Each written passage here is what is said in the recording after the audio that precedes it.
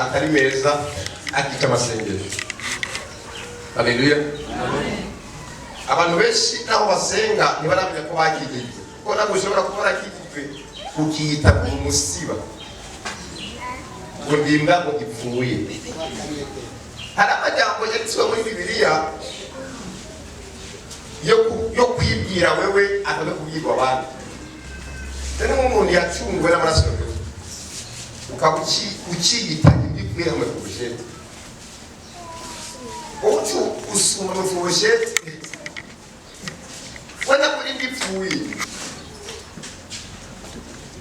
Ese navuze ngo nimutse mutukane gwa musazi. Iyo umuntu avuze ko akora umusazi n'abatutsi umuntu abatutsi Imana. Ubucyo umwana wanjye ngo amuhimbiriwe niyo batutse we batutse gera mu bya. Haleluya. Tuvuze umuhimbiri ku bantu bakera benshi bujya basohoka kora umuhimbiri n'abantu bakora ibwami babahuze mu bicaje. Haleluya. Amen. No hanze kwigara mu rwego rw'umuhimbiri abakurangije. Itusi kumwama tofuka. Halo. Yesu nashimye. Ara mu gitabo cya Yuda sio mugiye gusoma ko musome twumve. Mu gitabo cya Yuda ahanura abantu bavuga, abantu basenga, babiri bazohora barifata. Yuda afite verse imwe gusa. Yuda abone bahagera dusomere imwe 9 gere ku 8 haravuga ngo katwere ku 8 ariko n'abajya nyene bahwanye nabo inzozi zabo zibatera konona imibiri yabo no gukengera kuganzwa no gutuka abanyacyubahiro. Ariko Mikaheli umumarayika mukuru hamwe yatongana na wa mugwanizi aharira nawe bapfa umuvyimbo wa Mose ntiyubahutse kumuhinyura ngo amucokore, ariko yamubwiye batohoraho aguhana. Ariko abo bantu batuka ibyo batazi kandi n'ibyo bamenyeshwa na kameremere kabo, nk'uko ibikoko bimeze bitagira ubwenge nabyo nyene barabyononesha. Imana idufashe cyane. Amen. Yesu nashimye. Iri jambo rirakomeye cyane. Harakwiye dusenga kugira amajambo atari meza. Ariko shitani tumwirukana tugakoresha amajambo yo kumutuka. Icyo gihe badushaka ibitutsi za mbaraga za Yesu nizikora cyakihava. Kanakumvise ko icyo gihe ubutsinzwe ku rugamba. Hano tubona Mikaheli ariko abana na Shetani amasomo yandi bapfa umuvyimbo wa Musa. Bisigura Satani yaratesha ku Mikaheli ari kumutuka, ariko amenye turamutipe yabaye mu ijuru arakomeye sinamutuka. Reka Uwiteka kandi Imana yantumye. Haleluya. Amen. Nimuze usubire kwituka gutukana. Halo. Yesu ashimwe. Amen. Haleluya. Basenga kwamanga imbaraga z'Imana. Senga ati Shetani uri kurambura Uwiteka zoguha. Ariko umutuse kurakamene kamasa matwi. Icyo gihe ugiye muri kamere mu buye. Imana ikigenda Imana ikorana n'ibyo. Haleluya.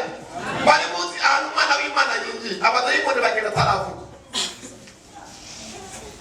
Niyo mpamvu umukizwa amaze gukizwa neza nta mwanya aha Shetani kumuvuga.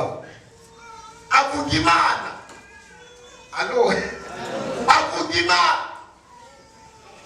Hari umugenzi afite akajora kimurondera kiza kwijyandika muri salo kubera umugabo watari hapo. Akenge kutaka tukumva. Ake kubirukana yaje yitelefonisha umugabo she kugeze hejuru utazo. Igitipe cya chief izo cyo kumvikana abana. Boza kansanga naraje ko kandi kumva nabo yamagana umugabo. 5 minutes tega bose tega kiteka n'utwatumva ntago harira nawe hamagara imbaraga hamagara Yesu tabana mu ndirimbo nukavugira igeragezo cyane uzobiri kurabihimbaza nukarinde Farawo mutumubaya kumanya munini cyane niwa muririmba bizotuma uviyasha. Haleluya. Jewe umuntu ahanura ntabwo nuko ahanuye numvise indirimbo yamufashije. Haleluya. Amune utokekaruka kona bakorimba ibigerageza musikaranda ugacuhanura ngo topaye Imana iravuze uri kurimba ikigeragezo n'abana yovuga Imana ivuga ati Imana urera urakomera hambana Imana iravuga Yoshafati ngo yashize ngo abaririmbyi ku rugamba barabaririmbyi bati ngo Mana uri nkuru Mana urakomeye Mana urera Mana imbaraga zawe zirakomeye ariko muri Farawo umutima ubaya nta Mana yovuga. Yesu nashimwe. Muri Farawo umutima ubaya nta Mana ishobora kuvuga uri kuririmba umuntu izo ni ndimo z'amarangamutima.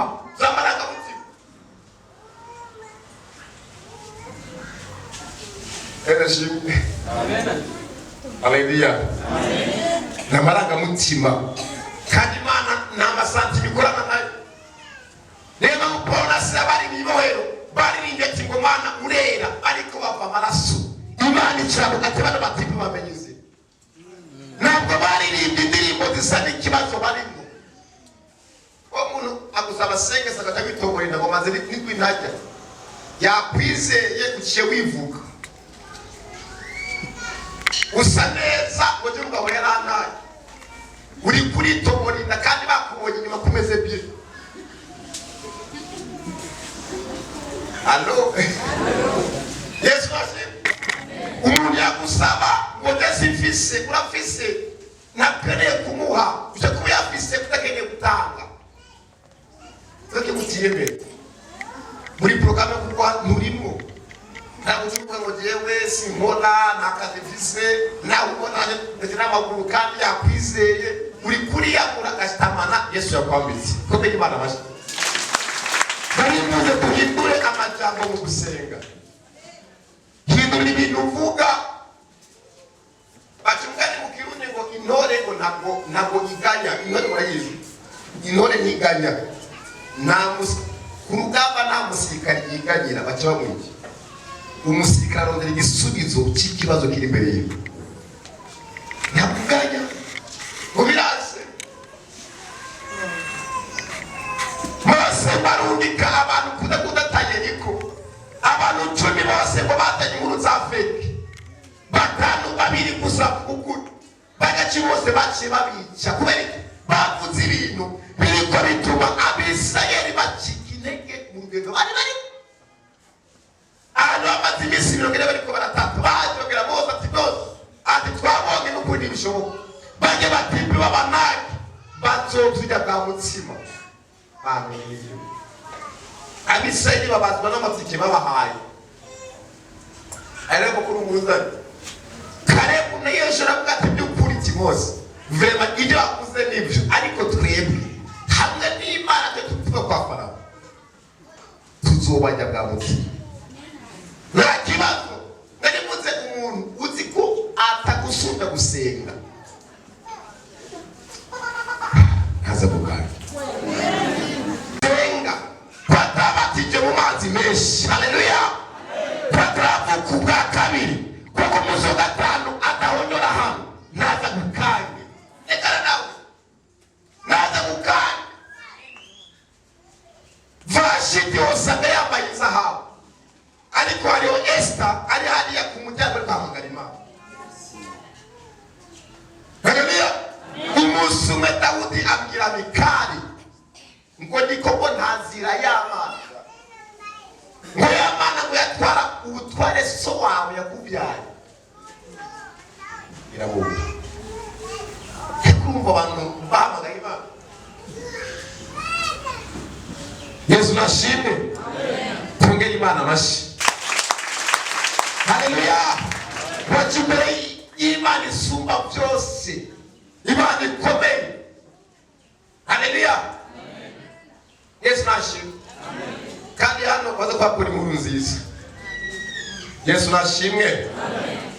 Kaje kijambo ry'Imana tujye kurabira hamwe ubushobozi bw'amaraso ya Yesu Kristo nkuko yavuye mu bice indwi by'umubiri. Haleluya. Kandi tuganira uzobikura senga. Tujye kurabira hamwe ubushobozi bw'amaraso ya Yesu Kristo. Arabara tujye kuvugana afise imbaraga iyo dusenga twihana, niyo dusenga twirukana indwara. Haleluya. Yesu nashimwe.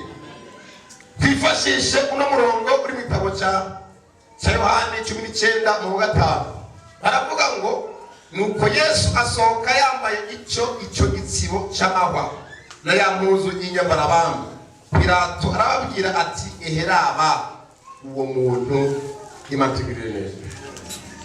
Yesu hari umuntu umwe yotorika no kwandika twandike.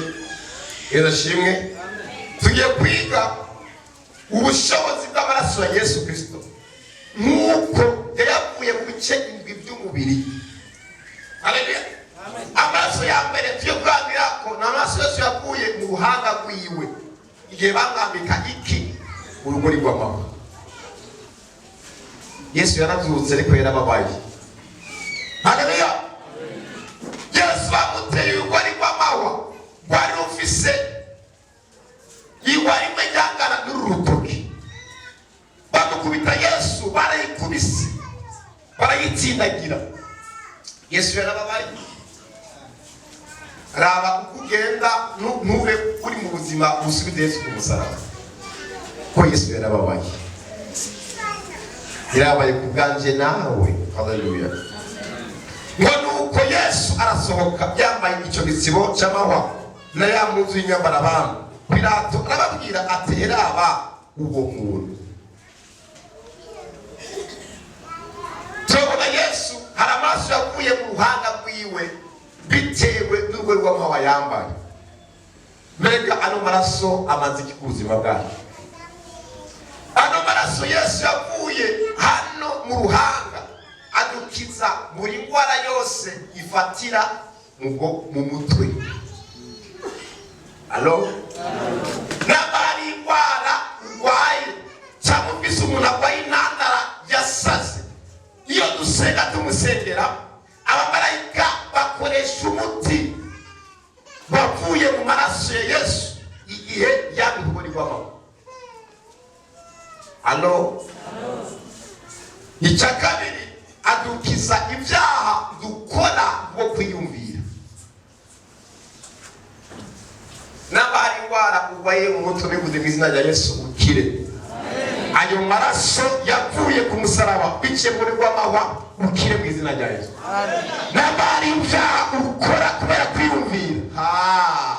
Nakuzura yumvira cyane. Imana ikugirire neza. Imana ikuharire kandi kwese izo nkomezi z'amaraso ya Kristo ayo ku buzima bwawe mu izina rya Yesu widegereje. Haleluya. Narimuze n'abahundu rwaje agwaye intandara agwaye kwa rojanti mu izina rya Yesu umenye tuvugana imbaraga zivuye mu bicano zimusange hariya kire yidegereje. Haleluya. Narimutsa kujya yayiro yari umuntu w'umusirikare azubwenge yabwiye Yesu ngo Yesu siniriko ndagenda kuko bambikiye agomba gupfa kwegeka turi hano nyine. Ari abantu bazi imbaraga za Yesu. Yayiro wabwira Yesu ngo nanjye mfise abasirikare nkoresha nanjye muhanda amategeko nka telefone uri mu Kirundo ati operation runakayikora nawe itegeko. Eza bateleviziyo nabona umutipe azicarondera. Yesu akayati atitaha agiye kubira amusanga y'amasaha nyene Yesu atekeye n'umwana yakiriye.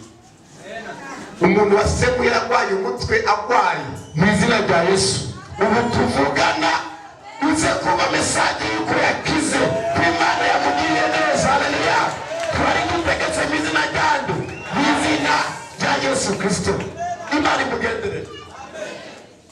Kemana gihano bikiwawa gwe nano iwawa nano mu Rwanda n'ahantu bapfungira abasazi abana bose bananiranye bamwonoke ni ikigo bubatse mu kigwa bacyubatse mu mazi niyo utorotse uguyemo ingona do benshi bariyahura kandi abantu benshi bafungiwe n'abana bakomeye bahambaye bagafise ibyo biyi barimo amateleviziyo. Haleluya. Narikuze gute icuririra n'icyabandi banirana namutize nubabade hari habize byanki inza abantu benshi bize mu Buyapani kubera kunywa droge yale bakabasira hano bagasana. Haleluya. Amen. Kandi kwibutsa ko umuntu wese asara akora icyo yasariyemo. Iyo umuntu asazera kuvuga mutumwa azafise bibiri. Iyo umuntu asazera umuhanuzi aguma hano.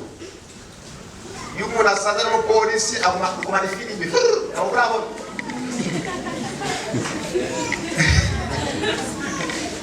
Iyo umuntu yasazera umusirikare atarondera igikotikoti aguma arasa. Abantu bagenda barasaza ebuze Yesu abakize mu izina rya Yesu. Nibi pasi n'ibintu by'Imana abantu babisariye mu bintu ibi turimo uzoze tike kugende mountain Uganda uzobona abantu basaze bari kandi umuntu amaze nka diza ataravayo yakuhanuriye aguha amagi atagira isaka ekuhanuzi ukora bivanye n'ikiro wakuhanuye yagukuye Wabili wana washi hari itandukaniro ry'ingabire n'agakiza ubuhanuzi bukora bitewe no guhanuriye aho yari yicometse aho yicometse abantu benshi Dawudi icyatumye amadayimoni ava muri Sawuli ntabwo ari piyano. Ipiyano no mu kabuke barayivuza hano birashimye. Ipiyano no muri karaoke irimo barayivuza ariko burya ikirukanye abazimu bari muri Sawuli ni umutima w'umuntu yavuza piyano. Umutima waririmba niyo urabye yikorera Dawudi yakoresha inanga ifise dikode ifise imirya 10 bisobanura kuzi inanga yujuje amategeko y'Imana si para gusa ikora amadayimoni. Yerusalemu wale ababizise abartiste profession bakomeye cyane babize umiseze kayanga n'ebiridisi yavuye mu pianiste avuye muri Amerika amuhimba $10 paremo avuye muri Amerika ntabwo turunge ukweli ndanga n'ababizise bari bahari yavuye muri Amerika amwishyura $10 ku kwezi n'icyo yamubonye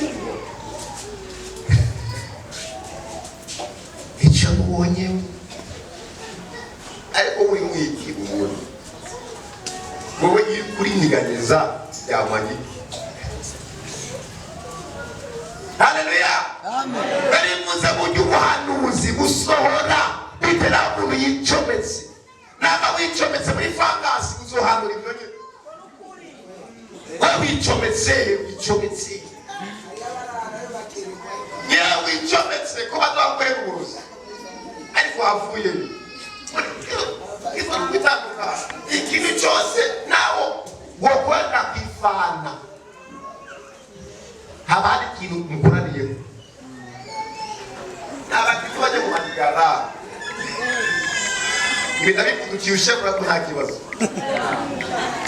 Zaburi rimwe aravuga ngo nibitandukanye uve mu nama z'abantu ibyo urimo guhaganirira kira abantu bahatari bose utuvuga kuva twakomotse ukamara amasaha n'amasaha ku mafilime n'usa n'ubisenga umutifemo n'amaseri. Abagore bambere kubaka nabi nabaraba amafilime yo kubaka bazi kuhakura ngo mwimanura Reka Enashi basi tomukanye basikoje mundi wicometse ntabwo banano ibitangaza bikorewe bivana umushumo wicometse bivana nawe yicometse ubana na suneba muze kuyene bino bintu by'Imana abantu benshi babisariyemwo jengaza abantu barabare kuri podium hano banyo y'urumogi banyoye atanye urumogi aza kuvuga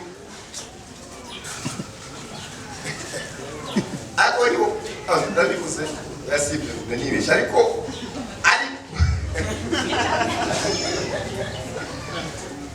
kumwana yonge ariko bicyometse umuntu eka kujya bareka bagera ikivugo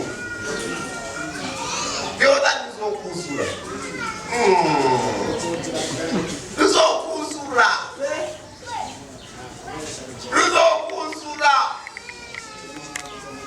ruzokuzura imbaraga z'imiti zizorangira imiti ifise season ya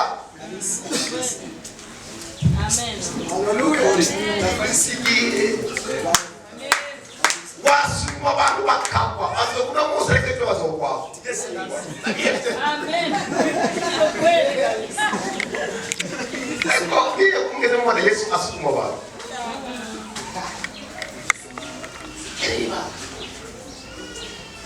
nibibaho ibyo ari bimuzi nibibaho haleluya amen ayabanda bonye bakubitano kumitsi y'abantu ariko disikofe ari cyo hasi ngo badayimo abantu bakapagata hakika niko tunamanye kuno bafutonde fyose Yesu wakora ibwina habani bwina habyo abadayimoni baravuga Yesu ati Yesu ujya abadayimoni barati Yesu yararengana barabati ngo Yesu uje kuduhonya ko hatarage ngo basi ngo turekije mu byazi niyo babisabe ati yego ati ngo ingurube ibihumbi bibiri zishwe n'idayimoni bye mu muntu biravuga ati ngo iyo umuntu yihanye arasubira mu byaha ngo namba muri yo bayari dayimoni imwe ngo cyane ngo izindi dayimoni indwi zisumbi ubushobozi zazi bizabe yo reka dusenge turondera Imana tugira neza rego nako twaje kwemeza isi twaje kwemeza isi y'imwe ndamwe ko Imana bashi bazi haleluya barimutse ibyo bisazi byafashe barunaka birabava mu bizina ryayo amen uwo muraguzi uzakuraguza ku munsi umazopfa umunde mubure iyo miti izohera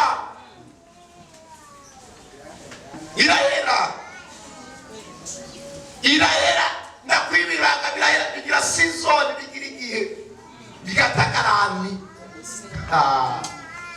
biratakara hagiye kuboneka itandukaniro ry'abantu bakurikiye Imana y'ijuru n'abakurikiye Imana y'inda ariko ibuho urimo indaguhamagara kugira ngo Samuel yitabe Imana we bari kwitaba hejuru yero wahera kumenya Imana basamashi rero amaraso ya mbere n'amaraso Yesu yakuye mu mutwe n'ababwiye kandi twayasengeye amaraso ya kabiri n'amaraso Yesu yakuye avanze n'ibyuye by'amaraso yabiregetse Imana mbega n'amaraso nayo amaziki Yesu nashimwe amen hano turabona mu gitabo cya Yohani 19:34-37 turavuga ngo ari kumwe mu basoda amucumita icumu mu rubavu Yesu ashimwe amen ibyo byabaye ari kumwe mu basoda amucumita icumu mu rubavu ako kanya hava amaraso avanze n'amazi. Kubw'ibyo byabayeho kugira ngo icyanditswe gishike ngo nta n'igufa yiwe izovunwa, kandi hari ikindi cyanditswe kivuga ngo hazobona uwo bacumise. Ino mirongo n'ikurikiranye aho nayanditse. Haleluya, Yesu nashimwe.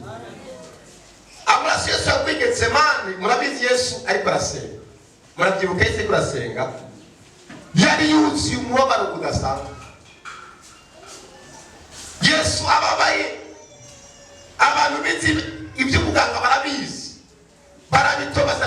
Yesu yarababaye gusa naho imitsi iturika, kubera yabona urugamba ruri imbere yiwe. Gushika wa Yesu ababara, atangura kubira uguwe ruvanze n'amaraso. Aho avuye harakomeye.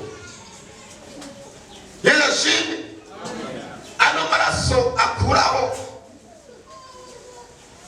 umuvumo wo kuruhira ubusa. Kuko Yesu yego nitegura, ariko Yesu ntabwo yaruhiye ubusa. Ano maraso akuraho ikintu bituma umuvumo wo kuruhira ubusa. Mbega kuruhira ubusa murabyumva? Uzi kubyara inda amezi 9 ukabera icyapfuye. Uzi gukora abandi bagahera. Kuruhira ubusa. Hari abantu bariko baruhira ubusa, barubaka abandi bakazibamo. Ukubaka inzu bafunze yavubi, warangiza obeyeri atisohoka. Kuruhira ubusa wisigira gusiba. Haleluya, amen. Kuruhira ubusa n'umuvumo ugenda bukebuke. Kuruhira ubusa ukigisha umwana agaca sara, ukigisha umwana ukamubura, wari wize kwa no kuvuga ati kuruhira ubusa.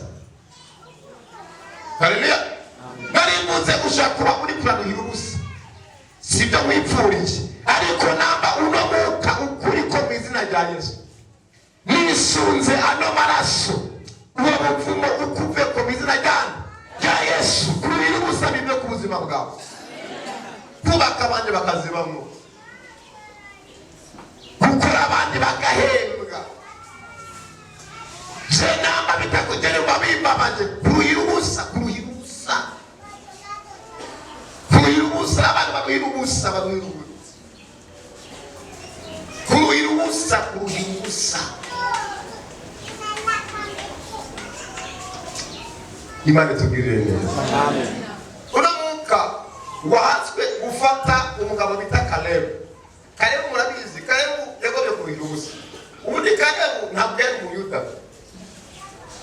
Kalebu yari umunyegiputa, ariko yigize umuyuda.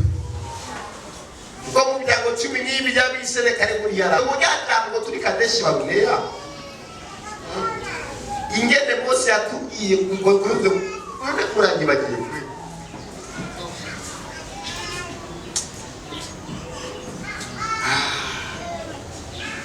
Kalebu abwiye Yoshua ati bano Mose ngo cyane nabivuze ngo imyaka 40 ngwinkomezi nari mfise cyagiye nizo mfiso mutamba turapeze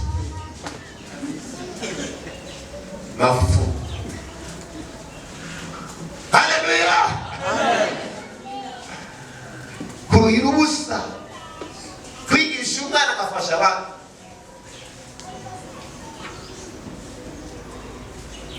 Haleluya, amen. Ukwa umugore ntakubandikira umurugo, era ari kuruhira ubusa. Ibyo biro kwikana kuruhira ubusa. Ariko Kaleba abwira Yoshua ati unamusima erubone yanjye. Baca bamuha ahantu harasigaye abanaki ari abanani. Kalebu afata inkota aragenda. Biravuga ati ngo kuva Kalebu atari bwaronke erubone yiwe muri Isirayeli nta mahoro yari ahari, ariko amaze kuba umugabane wiwe hakiri abamahoro. Imana ikwiriye kuruhira ubusa mu izina rya Yesu. Umwana akiga muri konkuru, yewe n'ibijuri hariho abantu bageze ko bazahamagara n'itaye ngo tugiye akabaye anakubitwe badutaha wewe bageze kuri ba runaka wewe ego ko turiraba bakwe nyuma yawe kuruhira ubusa. Imana turinde umuvumo wo kuruhira ubusa mu izina ryande mu izina rya Yesu. Yesu shimwe. Amaraso Yesu yakuye na amaraso ya gatatu, amaraso avanze, amaraso avanze n'amarira. Yesu nashimwe. Yesu nashimwe. Amaraso avanze n'amarira. Nigihe Yesu yari Getsemane naho yaravuye avanze n'amarira kubera kurira cyane. Ibyo murabizi cyane. Haleluya. Ano maraso nayo icyakura gikomeye cyane.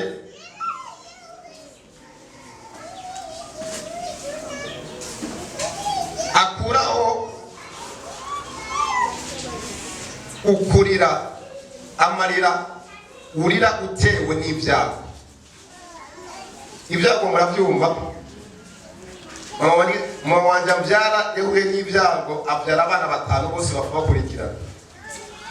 Urumva ibyago, ibintu biti ibyago.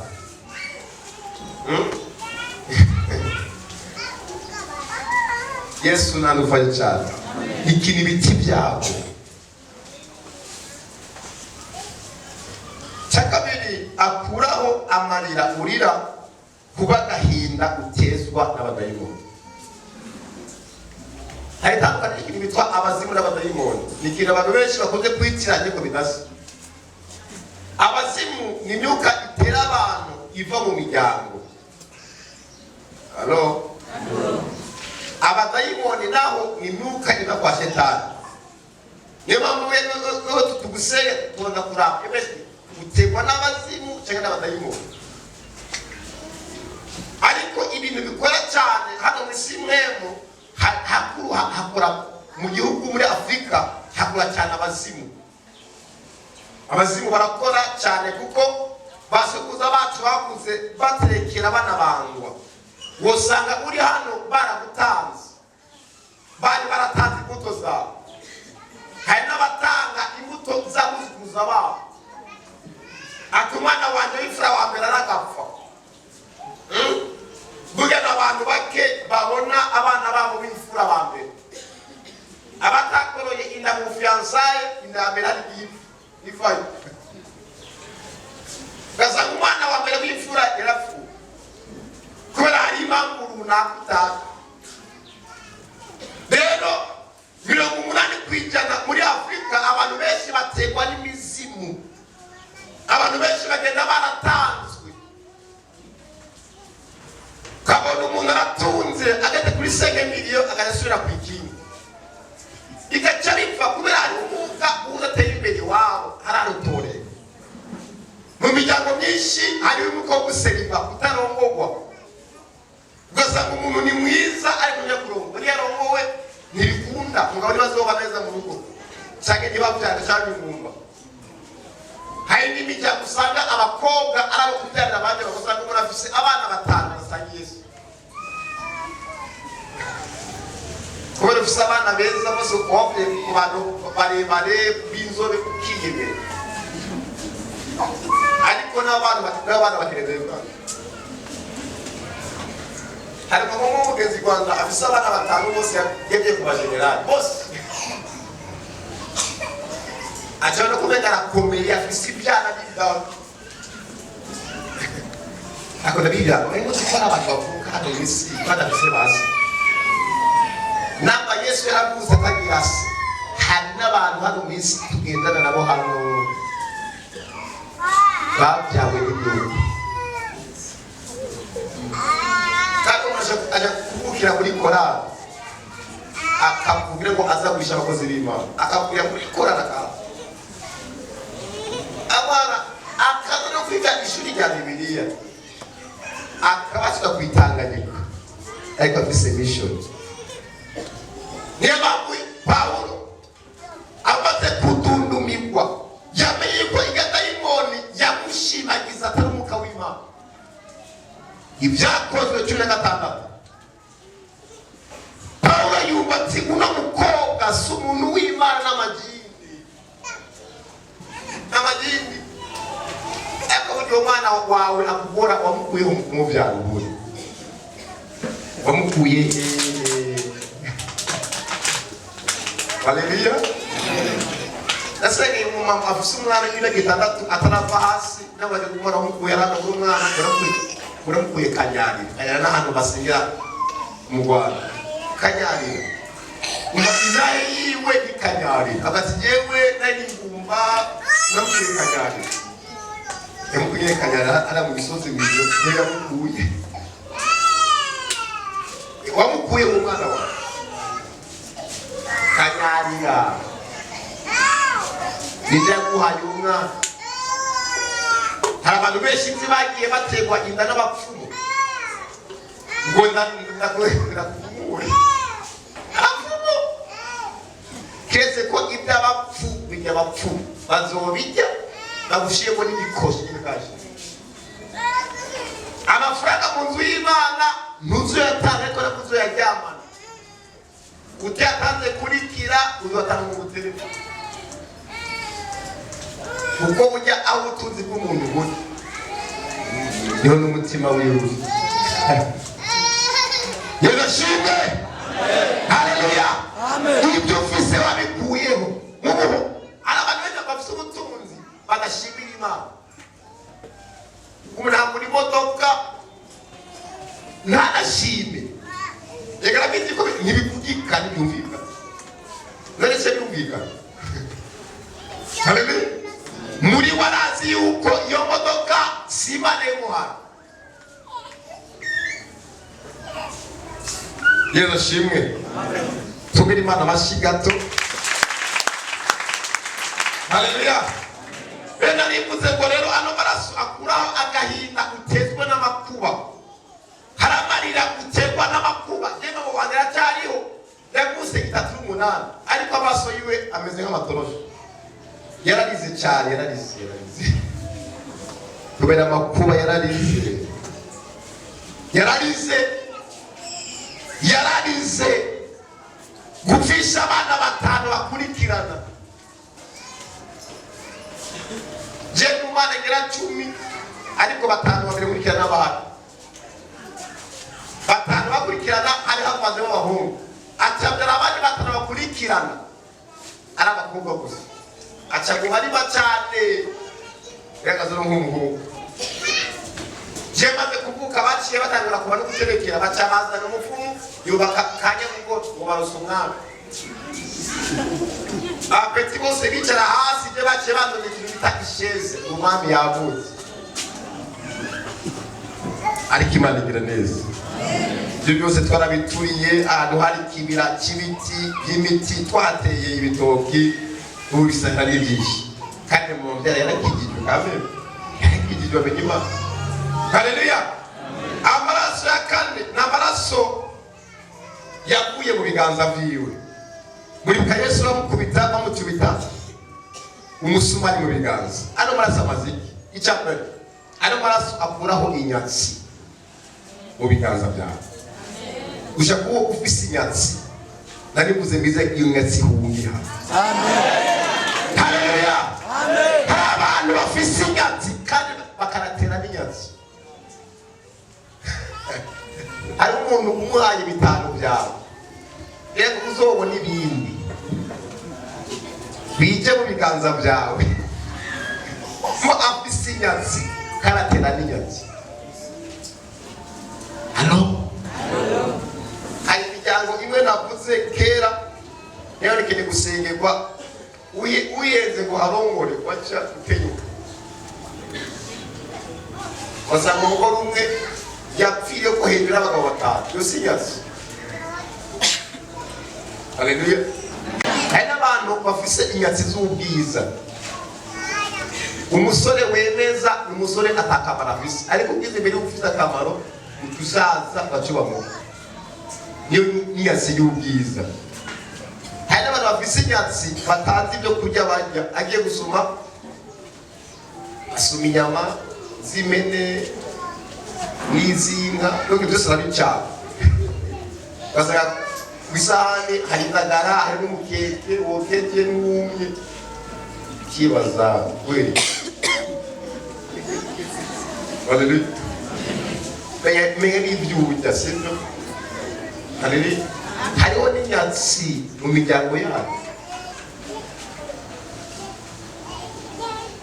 ahantu n'umuntu kubera inyatsi muri resitora aca komanda ibyo kugatata akomanda ikintu bita ngo inyama y'ikindi arabona bayizi ageza yubaka moto timara umwejuro y'abantu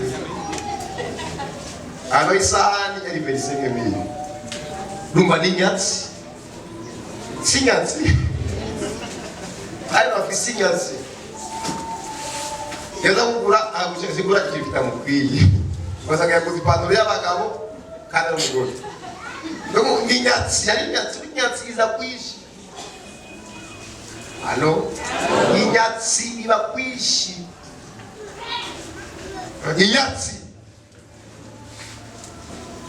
inyatsi ugiye kuri bata baguha telefone iri mu mwumbati niyo ni inyatsi ndaza abantu benshi baba bahindura amatelefone baguzaga telefone waranje se baguhaye baguhaye icyapfuye kirimo uburobe indani kandi ukabimenya ushyitse imbere imana dukize inyatsi amen yesu nashimwe amen icya kabiri akuraho ubujya n'ubunyagano n'ibita ubujya n'ubunyagano hari abantu benshi babayeho bari mu bujya kandi bari mu buhungiro bari wawe hari umuntu kerekera cyumba ubujya n'ubunyagano ugasanga kuri mu rugo ariko usunga agaciro n'umukozi simbuze wewe niko umwuka w'ubujya n'ubunyagano alo hari abantu bari mu buzima bw'umwesiklave bari mu bunyagano bari mu bujya bari mu buretwa hari abagore benshi bahindutse ibikinisho by'abagabo bari mu bujya iyo ngoma yaravuyeho ingoma y'abaroma ubu turi ku ngoma ya Kristo bavuze ngo amina amen va mu bujya bw'izina rya Yesu kera iyo bose wapfuye umujya nta gaciro yagira umujya barashobora kumuhamba munsi y'umubyimba wa shebuja akiri muzima bakamuhamba bona bagafata umubyimba bakawushyira hejuru y'ubona bakavurira ega baba bakuguze ubujya hari abantu bari mu bujya bari mu bunyagano wimuka pare semeni urimo akabati baguze karamu yaguze gukura kwimuka na adrese none sinzi ariko magiti ibintu urambirwa mu izina rya Yesu ibintu urambirwa naribuze ngo Imana igukure mu mwuka w'ubujya w'ubesiklave birambirwa bikumumure ubive mu izina rya Yesu kada umuntu yarize ko niba koropa ku kazi wawe amafaranga yo bayatuma bose ego urabikunda ariko ntibikubereye hari ikibazo urabikunda ariko ntibikubereye hari umuntu usanga isura yiwe ariyo gutumwa ahacafuwe niyo bahamagara ibyo wabikora ari umugambi w'Imana ariko ntabwo akora umugambi w'Imana ntabwo atari umugambi w'Imana ku buzima bwawe byanye mu izina rya Yesu umwuka w'ubujya n'ubunyagano kuve ku buzima bwawe hari abantu bari mu mwaka umenga baranyazwe ku burongorwa nta muntu w'iwanyu azi wawe umenga warahunze niyo baje kubakira kwibarabara niho bashikana iwawe ariko wabirambiwe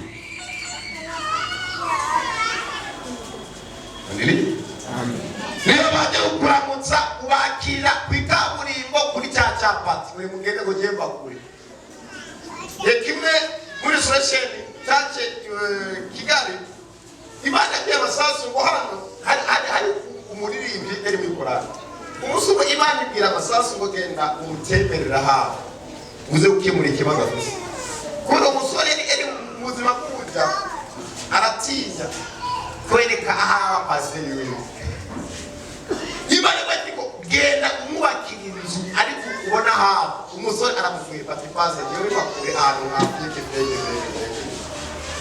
bakuru umwuka iyo umuntu atari umwuka w'ubujya n'ubunyagano yemera ubuzima n'umwuka. Haleluya. Ntabwo woterwa isoni byo kwerekana aho uba kubera ibirenge bike bijye guhindura ubuzima.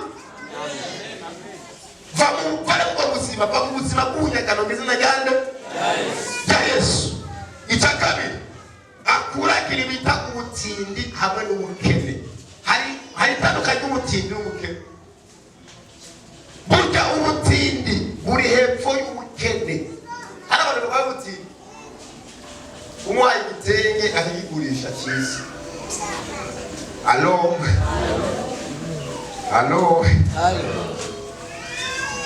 Umuguriye inyama arazigurisha agura ibijumba. Abo bantu barabaho ntabwo mwakirije agaciro aragigurishije.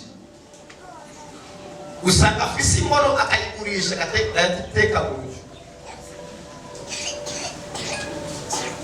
Ugasanga afise amazu mu gisagara meza nk'atanu, ugasanga amahariya ari utamuka ibyezi.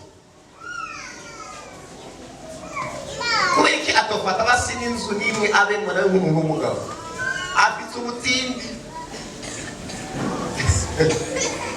Haleluya. Yesu nashimwe. Baributse abantu have va mu bukene mu izina rya Yesu. Bukena sukubura icyo wambara, bukena ni mu mutwe. Burya wa mukecuru yatanga ifaranga rimwe mu nzu y'Imana, ugani yari umukene, yaragiye umufuka ariko hano mu mutwe yaratunze. Bifise abantu benshi bakenye mu bwonko. Haleluya. Iyo tuvuga ubukene ntabwo tuvuga ubukene nifa ko hano ku isi nta muntu adakenya. Ngo n'umwami yagize iki? Nta muntu adakenya mu isi, ntawe ufise byose, ariko umukene hano. Uwe n'umukene akenye hano mu mufuko, adakenye hano.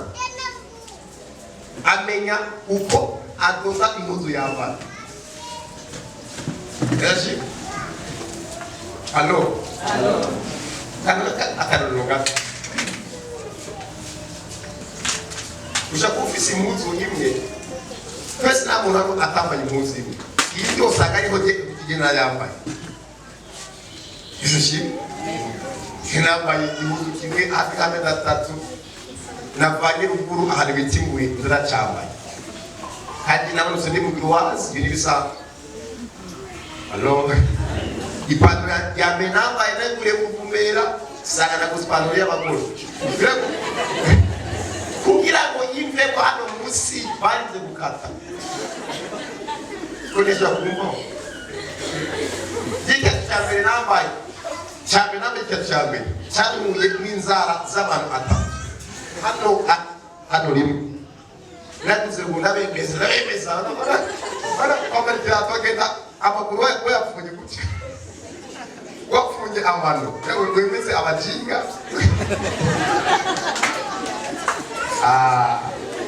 Kumbo likula wakura ibirato inzira zigasigarayo.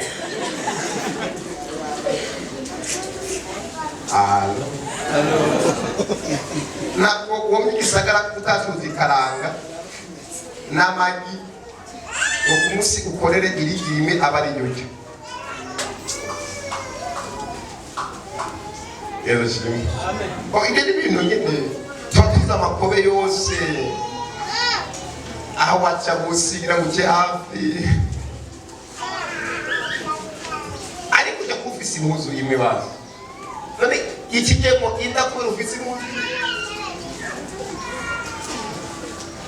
sikutoshaka kwa mligato kimwe semene igakorokera mu barabara yose. None nyirigeze uyibona abakobwa bafise vision muri amabugo y'amasabune y'ibindi byose, ariko abakobwa base atemana kuyisabune kutimu umuntu no guseneza kana kumeze ariko uko kufati umuntu misabune go hita umuntu, ariko abantu bafise vision bahita isabune alo haleluya akuri ibyiyumviro gira imigambi nari kuzengere umwuka w'umutindi n'umwuka w'ubukene ukuve ko mu izina rya Yesu. Amen. Hari ahantu mu gihugu duhanye imbibe hano hafi abanyagihugu baho bari mu bice bine. Hariho ibice by'ababosi n'ibice by'abakene buke buke n'ibice by'abatindi. Umuntu ari mu cyiciro cy'abatindi, umwana wabo baramwigisha kuva mu wantu muri kaminuza kandi aba mu nzu ya gusa avuga no kubona ariko ntashobora kurotira amafaranga ari kuri konti, ntiyemererwa ko bamuha pasiporo ko n'umutindi nta acagaho ari umukozi w'igihugu ntarengana. Hari abantu benshi bahinduye icyo gihe hamaze kuzeba amahirwe akise batazobona n'abana b'ababosi. Iri bintu bikura muhagire cyane kandi kuzuye turakora ibintu by'ibipagani ntabwo turabakiri turabatunga ntabwo turabakene kandi we ntabwo uri imfubyi wafise Yesu usaba ababyeyi we ntabwo uri imfubyi ujya iva kuri imfubyi hari imyuka ikubako umwuka w'agahinda wo kwisuzugura wo kumurira we ntabwo uri imfubyi ngo naho se reka kubazo ko ngujya zo kwitorera ntabwo uri imfubyi. Kino cha kabiri we ntabwo uri umupfakazi umupfakazi n'abafesheri yawe ko umupfakazi ntabwo uri umupfakazi ndafise Kristo umugabo w'abapfakazi se w'imfubyi yumviye turako ubu uriko wirukana Yesu. Haleluya. Wana kuri imfubyi ntabwo uri umupfakazi we ntabwo uri umukene uri umutunzi ibyo udafise uwo munsi uzobironka ejo kandi ibyo uririra nibyo abandi barira. Yesu ashimwe.